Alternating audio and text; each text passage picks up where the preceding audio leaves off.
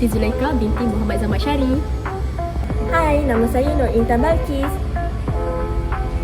Hai, saya Muhammad Izzat bin Ali Ahad. Hai, nama saya Muhammad Afiq Irfan bin Zulkifli. Boleh panggil Afiq. Hai, nama saya Nur Sifat Elisha binti Asmau. Halo, nama saya Lizzie, boleh panggil saya Mi. Hai, nama saya Muhammad Hasan Iqbal bin Ismail.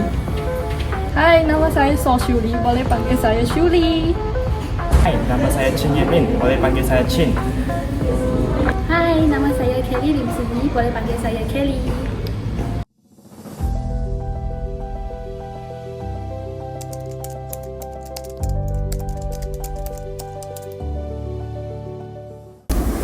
Setiap hari kita melalui persekitaran yang sama, tetapi tidak semua memilih untuk mengambil peduli. Mungkin kita fikir satu sampah kecil tidak memberi makna, tapi setiap tindakan kecil mencerminkan siapa diri kita. Dalam tawa dan keseronokan, kadang-kala kita lupa tanggungjawab yang sepatutnya kita pikul. Plastik di tangan bukan sekadar sisa, tetapi satu amanah.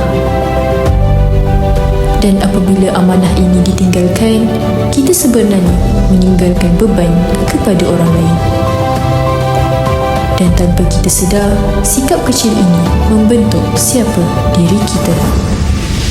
Namun, sampai bila kita ingin biarkan perkara ini?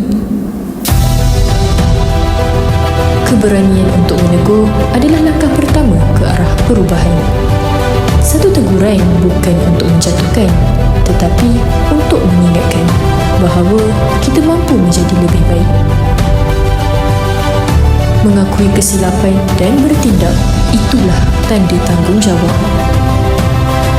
Ada yang memilih untuk peduli walaupun bukan salah mereka. Bukan kerana terpaksa, tetapi mereka sedar tanggungjawab mereka.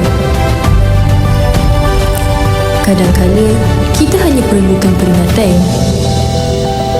Dan apabila kita lakukan bersama, kesedaran itu menjadi lebih bermakna.